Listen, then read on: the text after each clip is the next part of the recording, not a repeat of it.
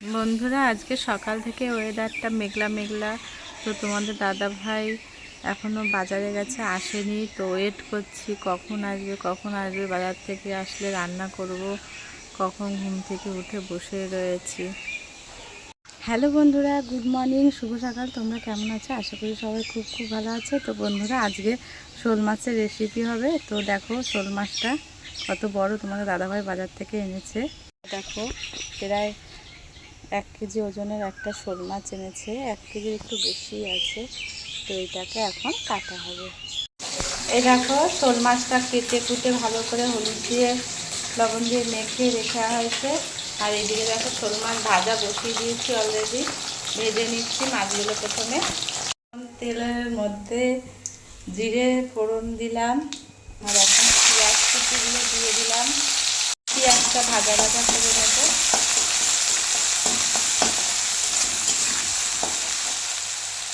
কুচিটা ভাজা ভাজা হয়ে গেছে। এখন আমি টমেটো কুচিগুলো দিয়ে দেবো।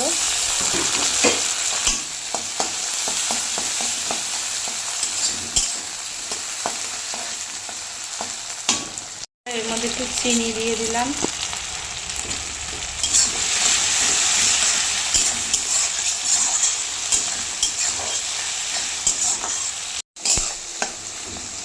মশলাটা প্রায় কষানো হয়ে গেছে। পেঁয়াজ কুচি আর টমেটো কুচিটা কষানো হয়ে গেছে, প্রায় একটু লাল লাল হয়ে গেছে।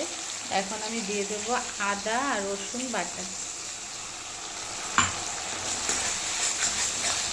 দিয়ে দেবো হলুদ গুঁড়ো, দেবো একটু জিরের গুঁড়ো, লঙ্কার গুঁড়ো দিয়ে এবার ভালো করে কষিয়ে নেবো। কিছুটা পরিমাণ লবণ স্বাদ মতো। ভালো করে কষিয়ে নেবো। এবার মশলাটা ভালো করে কষিয়ে নিয়েছি। মশলাটাই দেখো কি সুন্দর লাল লাল করে।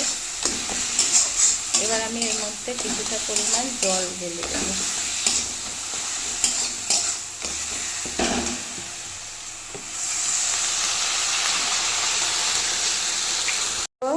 ভেজে রাখা শোল মাছগুলো এখন আমি এই ঝোলের মধ্যে দিয়ে দেব। শোল মাছগুলো দিয়ে দিলাম। সব শোল মাছগুলো এখন আমি ঝোলে দিয়ে দিলাম। এইদিকে দেখো গরম গরম বেগুন ভাজা হচ্ছে, সাথে কতগুলো ভেজেছি আর এই দেখো ভাজা হচ্ছে বেগুন ভাজা। খুব সুন্দর মাছের ঝোলটা রেডি হয়ে গেছে। হালকা ঝোল করেছি। তো বন্ধুরা, আমার রান্নাবান্না কমপ্লিট হয়ে গেছে। তো আমার রেসিপিটা সবাই দেখে নিয়েছো, কেমন হয়েছে রেসিপিটা। যদি আমার রেসিপি তোমাদের ভালো লেগে থাকে তাহলে অবশ্যই একটু লাইক কমেন্ট শেয়ার করো। আর অবশ্যই যারা নতুন আমার চ্যানেলে তারা অবশ্যই একটু সাবস্ক্রাইব করে দিও প্লিজ। টাটা।